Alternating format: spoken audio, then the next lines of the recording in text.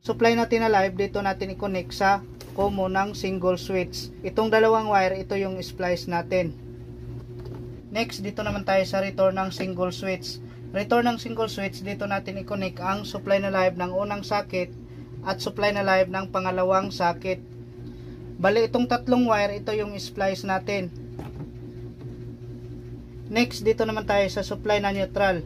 Sa supply na neutral, dito natin i-connect ang supply na neutral ng unang socket at supply na neutral ng pangalawang socket. Bali, itong tatlong wire, ito yung splice natin.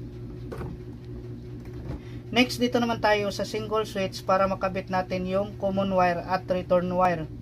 Ang common wire, dito natin yan i-connect sa off position ng single switch.